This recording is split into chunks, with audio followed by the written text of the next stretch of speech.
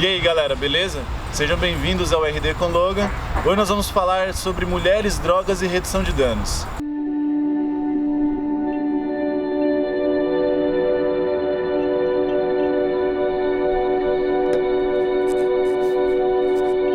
Hoje nós estamos aqui com a Isa Banks, ela é socióloga, já foi organizadora da Marcha da Maconha de Natal, de Brasília, e hoje ela faz parte do bloco feminista da Marcha da Maconha aqui de São Paulo. Então Isa, o que você considera como sendo o pior problema, a pior questão mesmo na relação entre mulheres e drogas? Então, historicamente o corpo da mulher, ela sempre foi podado, ela sempre foi moldado para seguir um determinado padrão que fosse socialmente aceito e que se enquadrasse nesse modelo que a sociedade exige que uma mulher seja. Né? É uma sociedade que fundou-se no patriarcado e que atribuiu à mulher apenas o papel de reprodutora, de cuidadora de casa, do lar, e conseguiu expressar a sua autonomia. Entendi. Na questão das drogas, quando isso vai para o aspecto mais individual, né, o corpo da mulher ela é sempre colocado como aquele corpo que pode ser usufruído quando a mulher se encontra em um estado alterado de consciência. Né? Não à toa a gente vê vários casos de abusos, de estupro, de mulheres que estavam em situação semi-acordadas ou apagadas mesmo, porque fez uso de alguma substância. Por isso, a sociedade entende aquele corpo vulnerável como um corpo a ser usufruído, um corpo público, um corpo que pode pertencer a todos. Só para dar um panorama geral mesmo para as pessoas que talvez não tenham uma tanta afinidade com essa temática, você poderia explicar um pouco o que seria o patriarcado? E qual que é a relação do patriarcado e o machismo? O patriarcado ele é um sistema de práticas sociais e culturais que estão bastante arraigadas na nossa sociedade e que entende o homem, o patriarca, como sendo o ator principal em qual a sociedade gira em torno. Das mulheres que o servem, das empregadas que o servem. E esse sistema de práticas sociais, elas criam novas formas de instrumentalizar esse patriarcado na nossa realidade, por exemplo, como a prática do machismo, de entender a mulher como uma inferior, como não sendo capaz de fazer determinadas atividades. O patriarcado ele é responsável por grande parte dos riscos associados ao uso de drogas nas mulheres. Entendi. Então, Isa, falando sobre o patriarcado e o machismo que você está colocando, e tem tudo a ver com esse vídeo, eu percebo que tem muita bibliografia que fala que a dependência química para a mulher, se é que existe de fato dependência química, ela é muito mais severa do que para o homem. Então eu vejo que esses serviços, eles foram criados para poder justamente atender o homem, a demanda do homem, e por conta disso, pelo menos é o que me parece, existe um afastamento e uma não aderência das mulheres nesses serviços de cuidado para dependência. E eu queria saber de você, o que você pensa sobre isso? No caso das mulheres, não só por não haver nada específico em relação ao tratamento dela, enquanto mulher portadora de uma subjetividade específica, ela não consegue inserir-se nas unidades de saúde que são responsáveis por esse tratamento, porque ela não encontra uma identificação com ela que seja capaz de segurar ela naquela unidade, naquele sistema que ela se encontre. Então existe toda uma punição moral sobre o corpo da mulher no que diz respeito ao uso de drogas, no que diz respeito à própria questão do aborto. Então é um corpo que está sem amparo, né, e que nós só encontramos amparo entre nós mesmos, entre nós mulheres. Entendi. Tem uma outra questão que me incomoda assim muito, mas muito. Eu estava lendo ontem um artigo sobre ketamina.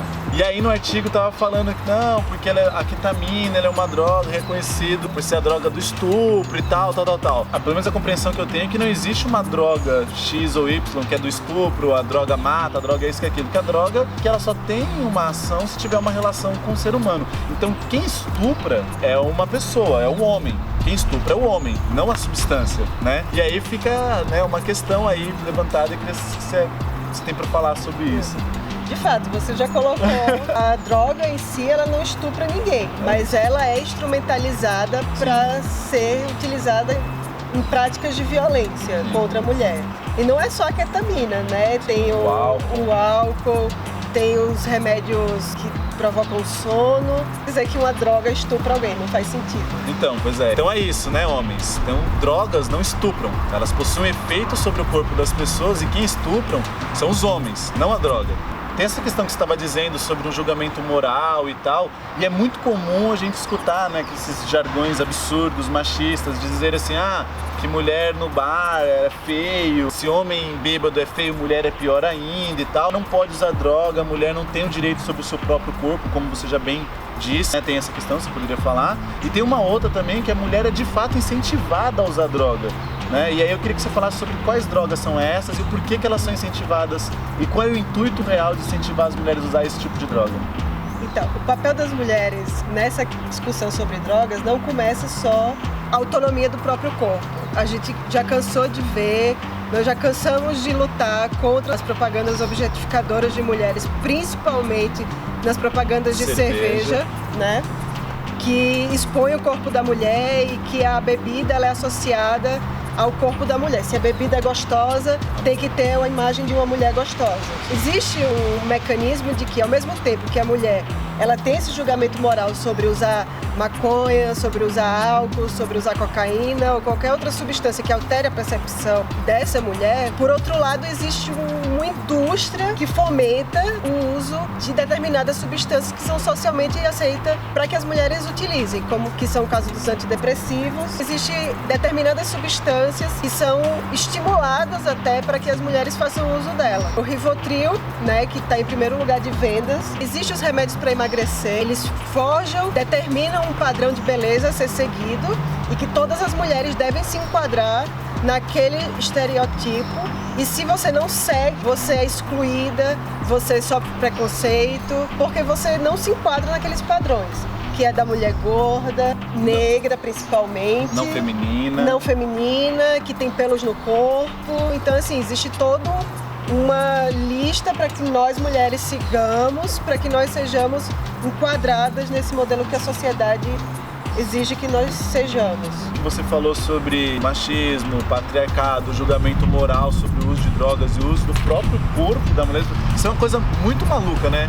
O uso do próprio corpo, né, pela mulher. Se fosse uma questão do homem usar o próprio corpo, é diferente, né? É uma relação diferente. Quais são as outras problemáticas associadas ao uso de drogas e mulheres? Hoje, um dos grandes riscos associados a drogas e mulheres é o crescente número de mulheres sendo presas por tráfico de drogas. 40% hoje das mulheres que estão presas por tráfico de drogas, elas foram presas tentando entrar nas penitenciárias com drogas para levarem aos seus companheiros, né? Então acaba sendo que essa população mais pobre, né, porque é a grande população que está presa hoje, são negros e pobres, o crescente número de mulheres presas e que não têm seus direitos, por exemplo, amamentar seus filhos, poder estar com seus filhos pelo menos até os 6 meses, elas são negadas o direito da própria maternidade. Quer dizer, a mulher pobre, porque mulher rica, presa, pode sair para poder cuidar dos filhos que já são grandinhos até, né? Exato. Bom, gente, então agora vamos falar sobre estratégias de redução de danos. Uma das coisas que fica na minha cabeça quando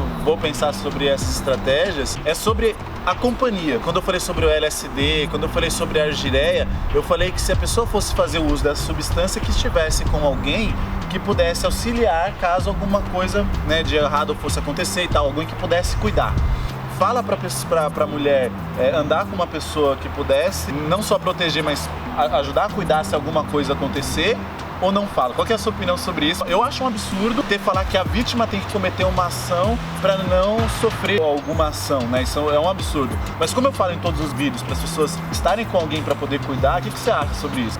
No caso de nós, mulheres, existe um risco duplicado, sim, de nós tomarmos substâncias, seja maconha, seja álcool, seja LSD, de que nós precisamos estar com alguém de confiança, não só pelo fato de nós sermos mulheres, mas pelo fato de ser um consolo subjetivo de acalento, de cuidado, que você pode atribuir a outra pessoa enquanto você está num momento de expansão da sua consciência, não só com as mulheres, mas também com os homens, né? A bad trip, quando dá, ela depende de gênero, né? Não só bad trip, né? Tem a questão também quando existe algum abuso, quando a pessoa tem, sei lá, toma uma quantidade um pouco maior de álcool, né? E Sim. existe um processo mais difícil, né, de lidar com isso, e ela fica de alguma forma vulnerável. Então é sempre interessante, de fato, que se existe essa vulnerabilidade, é importante alguém estar junto com a outra pessoa, seja homem ou mulher, mas que seja de confiança para que pudesse dar suporte se necessário, né? Por mais que nós tenhamos e sigamos no sentido de querer acabar com essa sociedade machista, que violenta as mulheres cotidianamente, nós não podemos negar que isso existe. Perfeito. Não só para a questão das drogas, mas desde criança a nossa mãe diz: não aceite bebida de ninguém, não aceite bebida de estranho. Ou quando você sai da faculdade à noite, não saia sozinho, saia em turma. Para os riscos de violência, enfim, que podem acontecer, porque acontecem. Só simplesmente ter uma pessoa ao seu lado, mas você está num ambiente que você se sinta seguro, num ambiente que você se sinta confortável, um ambiente que você possa relaxar, um ambiente que você possa expressar a sua alteração de consciência sem que isso lhe cause nenhuma perturbação danosa, de qualquer ordem que seja. Uma outra estratégia interessante é que quando você for fazer uso de alguma substância, você avise outras pessoas onde você vai estar, passe os contatos, para que outras pessoas que não estão no mesmo ambiente que você possam entrar em contato para saber como é que você tá, para saber se está tudo bem. Passar contato talvez, desculpa, mas passar o contato talvez de pessoas também que estão com você, porque, sei lá, se você passar mal, você não vai conseguir atender, né? Sim. Uma outra estratégia de redução de danos é não aceitar bebidas, seja água ou seja bebida alcoólica, ou drogas de pessoas desconhecidas. Por motivos óbvios, né? É sempre importante você estar sempre andando com o seu copo na balada, na festa, também para não deixar que as pessoas coloquem coisas dentro da sua bebida sem você saber. Para os homens que colocam essas substâncias, né? Vocês não deveriam fazer esse tipo de coisa, né? Isso é um crime. Vocês não deveriam deixar as mulheres nessa situação, né? E se por um acaso você encontrar uma mulher que estiver sob efeito de uma substância, seja ela álcool ou qualquer outra droga, vocês não têm o direito de encostarem nelas, de puxarem elas ou de estuprarem elas, né? Você tem que respeitar o espaço da mulher, é preciso respeitar o consentimento. Se a mulher não consentir ou se ela não tiver capacidade naquele momento de consentir, então é não, subentende-se que não. Você precisa escutar o sim, precisa ser um sim claro, entendeu? Tem mais alguma coisa que você gostaria de adicionar sobre isso? Um aviso aos homens para lembrar que o corpo é da mulher, e é só dela, não é de mais ninguém.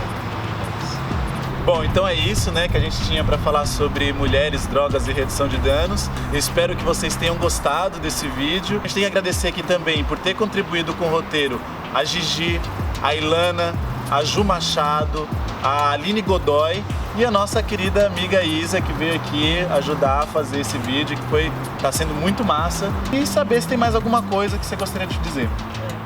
Eu também gostaria de agradecer a iniciativa por estar discutindo uma pauta como a questão das mulheres e drogas, que é uma questão que, infelizmente, ainda é pouco expressiva, né, diante da mobilização que existe no movimento antiproibicionista, né? E por estar falando aqui em nome das mulheres, que é uma enorme responsabilidade, por sinal, estar falando em nome de todas elas, de todas nós.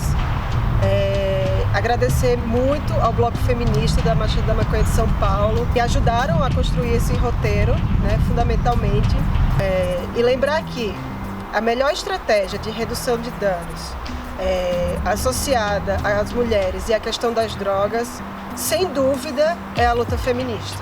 Então, galera, até a marcha!